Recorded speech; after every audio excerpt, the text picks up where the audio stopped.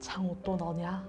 네 선생님, 돌이 없지. 이것이 승부니까. 한국 바둑의 보배, 조훈현과 이창호, 사제간의 대결을 다룬 영화 승부. 여러분들 영화 어떻게 보셨나요? 영화 승부 속에 그려진 조훈현과 이창호의 관계는 단순한 사제 관계를 넘어선 복잡한 심리 관계가 얽혀있는 게 보였는데요. 사제간의 승부 속 숨어있는 심리에 대해서 함께 알아보겠습니다. 자세한 분석에 앞서 지금부터 제가 드리는 이야기는 실제 인물인 조훈현 구단과 이창호 구단의 성격이나 심리를 분석한 것이 아니라 실화를 소재로 해서 영화적 상상으로 각색한 영화 속 등장인물에 대한 심리 분석이라는 거 참고해 주시고요. 존칭은 생략하도록 하겠습니다. 이 영화는 바둑을 소재로 했지만 바둑이 절대 영화의 주가 아니에요. 영화는 철저하게 두 사람의 내면에 초점을 맞추고자 하는 의도가 다분히 있었고 그를 위해서 여러 가지 장치들이 설정되어 있었어요. 영화 속 두 사람의 구도에 관객들을 몰입시키기 위한 장치들로 먼저 바둑 영화이지만 친절하지 않은 바둑 설명이 있었습니다. 행마, 포석 등 바둑에 대한 최소한의 설명만 자막으로 조금 나왔을 뿐이고요. 아니 그래도 우리가 스포츠 영화라고 해서 그 스포츠의 룰을 다 아는 건 아니지만 스포츠 영화 같은 경우는 어때요? 골 넣고 결승선 먼저 골인하고 이렇게 눈에 보이는 결과가 있으니까 규칙을 몰라도 스포츠 경기 그 자체의 장면을 연출하면은 우리 팀 이겼나? 이겼어! 이렇게 도파민을 주잖아요.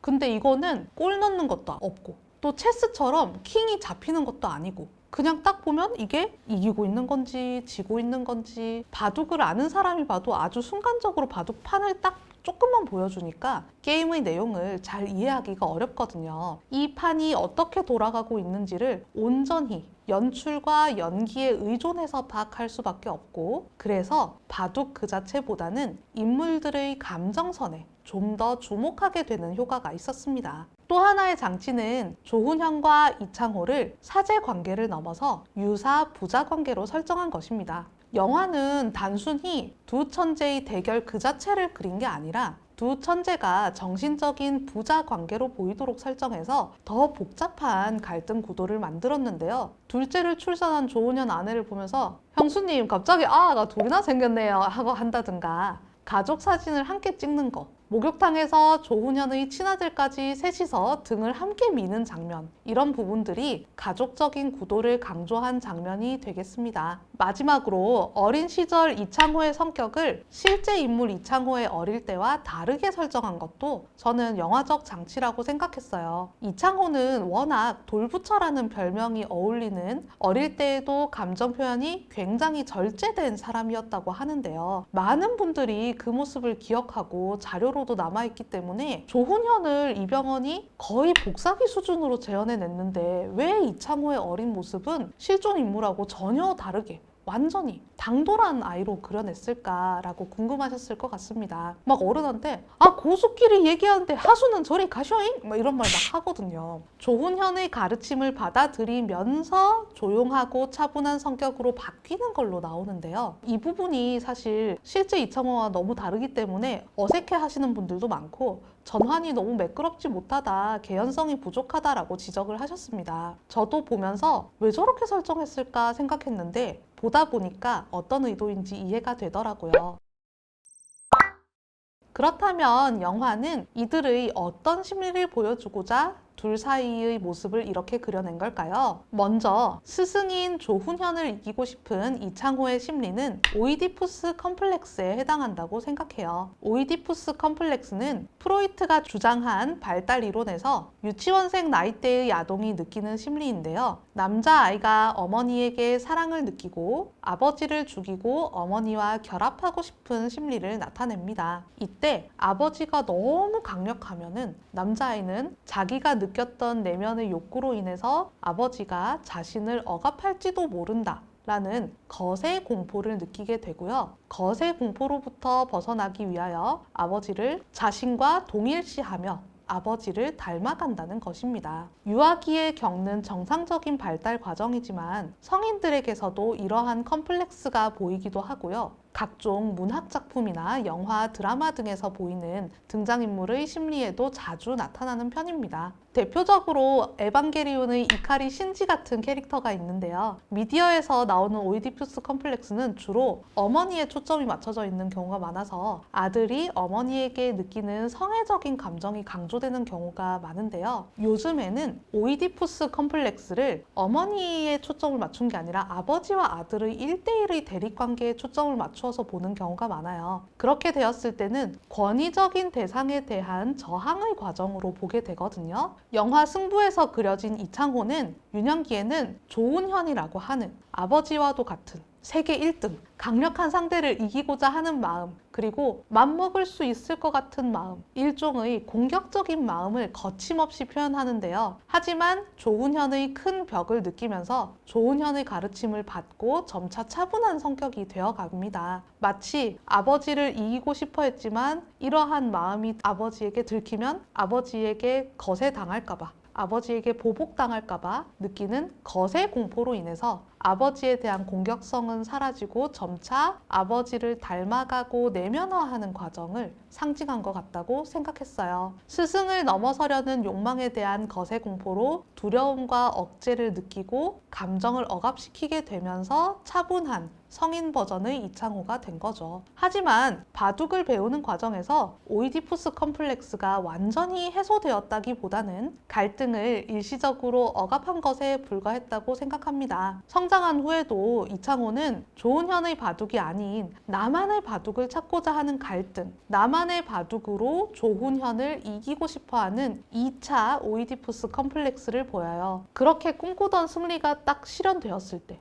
영화 중반부에 조은현에게 승리를 거두면서 기뻐하기는커녕 좋지 못한 바둑으로 이겨서 죄송하다고 하는 모습에서도 아버지에게 승리를 거둔 후에 기뻐하기보다 불안을 느끼는 승리한 오이디푸스의 면모가 겹쳐 보입니다. 그렇다면 조훈현은 뭐냐? 성장하는 아들이 자신을 넘어서려는 걸 보는 오이디푸스 아비 컴플렉스가 되겠죠. 그런데 오이디푸스 아빠 컴플렉스 이런 용어는 없고요. 대신에 크로노스 컴플렉스라는 말이 있어요. 크로노스는 그리스 로마 신화에 나오는 신으로 자신의 아들이 장차 자신의 왕위를 빼앗을 것이라는 예언을 듣고 자식이 태어난 족족 잡아먹는 행동을 합니다. 그러다가 마지막 아들인 제우스에게 결국 왕위를 빼앗기고 말죠. 안 되나? 크로노스 컴플렉스는 자식의 성장을 가로막고 자식의 성장에 기뻐하기보다 초조해하고 적개심과 질투를 느끼는 아버지의 심리를 일컫습니다. 권위를 가지고 아들을 누르려 하거나 아들이 자신의 기대에 미치지 못하고 무능하다고 가스라이팅을 하는 경우도 넓은 의미의 크로노스 컴플렉스에 해당할 수 있어요. 실제로 영화 속 유년기 이창호가 당돌하면서 호전적인 면모를 보였는데 조은현이 이창호를 데리고 이창호가 그렇게 무시하던 정석으로 딱딱딱 하면서 제압해버리는 모습을 보이거나 대국 후에 전날에 대국을 복귀하면서 이렇게 했어야 되나 하면서 자신이 생각했던 수를 이창호가 이런 수가 좋은 것 같아요 라고 추천하니까 막 화를 내거든요. 그런 모습들이 이 크로노스 컴플렉스에 해당하는 장면이라 볼 수 있습니다. 오이디푸스 컴플렉스 욕망이 실현된 이창호가 대국에서 승리하고 기쁨보다 오히려 불안을 느꼈듯이 조훈현도 크로노스 컴플렉스가 실현되었을 때 마음속으로 두려워하던 게 실체화되면서 혼란스러움을 느끼게 됩니다. 영화는 이렇게 부자 간의 대립을 다루는 두 가지 컴플렉스, 오이디푸스 컴플렉스와 크로노스 컴플렉스를 다루는 듯합니다. 하지만 이러한 컴플렉스가 컴플렉스로만 남는 것이 아니라는 것을 결말을 통해서 보여주죠. 조훈현과 이창호의 관계를 단순히 프로이트적 관점으로만 접근하게 된다면 오이디푸스 컴플렉스의 아들과 아버지의 대립관계와 갈등이 되겠지만 마가릿 말러의 대상관계 이론으로 접근한다면 아이가 부모로부터 독립성을 획득하는 분리개별화 과정으로 볼 수 있어요. 그리고 영화는 표면적으로는 두 사람 사이의 컴플렉스 구도를 강조하는 것처럼 보이지만 결국은 이것이 분리개별화 과정이었음을 보여주고 컴플렉스가 해소되는 모습을 보여줍니다. 분리개별화 과정이라는 것은 아기가 처음에는 부모에게 완전히 의존적인 모습으로 공생하다시피 하는 모습을 보여요. 우리가 처음 태어나면 아기가 아무것도 못하잖아요. 응애 응애 하면서 밥 먹고 싶어도 엄마가 쭈쭈 줘야 밥 먹고, 대소변을 보더라도 엄마가 치워줘야 되고, 자고 싶어도 엄마가 안아줘야 자고, 이렇게 완전히 부모에게 의존해서 공생하지만 점차 자기가 부모와 분리된 존재임을 인식하면서 실제로 신체적으로만 독립하는 게 아니라 심리적으로도 독립된 존재로 성장하는 과정을 거치는 거예요. 이창호가 처음에 내제자로 들어가서 가르침을 받으면서 이창호가 조은현의 생활 패턴이라든가 또 체력 관리라든가 이런 생활적인 가르침까지 함께 받으면서 거의 동일시 하는 듯 하지만 점차 나만의 바둑을 찾을 거예요 라고 말하죠. 그 다음에 가르침을 받을 때에는 조훈현이 신발끈을 묶어주지만 갈등이 한창일 때는 이창호는 찍찍이 운동화를 신는데요. 저는 찍찍이 운동화를 신은 장면이 온전하게 이창호가 독립성을 획득했다 라기보다는 부모의 방식을 무조건 반대하고 보는 청소년기의 갈등 대처 방식과 비슷하다고 봤어요. 갈등이 해소되고 자신만의 바둑을 찾고 나서는 자기가 직접 신발끈을 묶을 수 있게 되는데요. 전통적인 부모의 가치관을 흡수하면서도 자신의 독립성을 유지하는 분리개별화 과정을 신발끈을 통해서 상징적으로 나타낸 거죠. 그리고 조훈현 또한 이창호가 분리개별화 과정을 거치는 것을 지켜본 뒤 자식을 독립시키는 중년의 발달 과제를 완수하고 이창호에게 자기가 받았던 스승의 바둑판을 선물하며 이창호의 독립을 축복하는 모습을 보여줍니다. 그런데 오이디푸스 컴플렉스와 크로노스 컴플렉스는 실제 친부자 간의 관계에서 비롯한 말이잖아요. 이 구도를 보이기 위해서 영화는 초반에 유사 부자 관계를 강조했죠. 그런데 나중에 이창호가 조은현을 이기자 주변 사람들이 자식한테 잡아먹혔네가 아니라 호랑이 새끼를 키웠네 라고 말하는 장면이 나옵니다. 아마 이창호라는 호랑이 호자로 끝나니까 언어 유희적인 의미도 있었겠지만 제자가 스승을 이겼다 라고 말할 때 자식과 부모의 관계로 얘기하는 데는 저항감이 있었을 것 같아요. 오이디푸스 컴플렉스와 크로노스 컴플렉스는 개인을 중시하는 서구에서 나온 심리 이론이잖아요. 하지만 우리나라는 유교 문화와 가족주의가 우선이기 때문에 부자 관계로 설정하기에는 문화적인 차이가 있었을 것 같아요. 아무리 스승과 제자가 유사 부자 관계와 비슷하더라도 정말 가족 내의 아버지와 아들 관계는 신성시 되잖아요. 아들이 아버지를 죽였다, 아버지를 이겼다, 아버지를 부정했다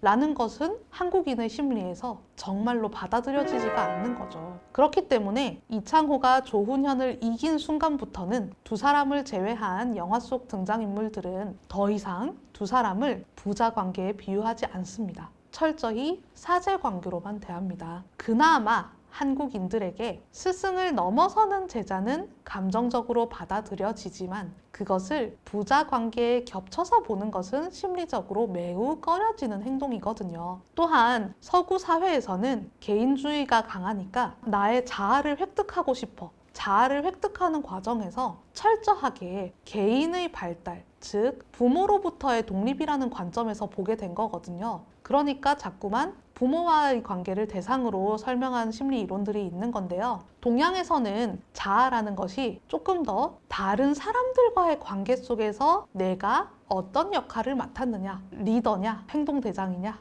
조직원이냐 등등으로 인식되는 부분이 있기 때문에 그러한 자아는 전복할 수 없는 위계나 질서에 기반한 경우가 많아요. 그래서 이창호가 조훈현을 넘어선 순간부터는 감정적으로 부자 관계의 차용을 버리고 권위주의적인 해석을 차용하게 된 거죠. 당사자가 아닌 다른 사람들은 이러한 체계 속의 위계 관계에서 오는 감정적 충돌에 주목했기 때문에 자식한테 잡아먹혔네가 아니라 호랑이 새끼를 키웠네 라는 표현을 쓰게 된 것 같아요. 네, 제가 준비한 내용 여기까지인데요. 승부 속의 다양한 심리 알아보셨는데 어떻게 보셨나요? 영상이 유익하셨다면 구독과 좋아요, 알림 설정 부탁드리고요. 나는 승부를 어떻게 봤다. 다른 의견이 있으신 분들은 댓글로 남겨주시면 좋을 것 같아요. 그럼 다음에 더 유익하고 재밌는 내용으로 찾아뵙겠습니다. 안녕!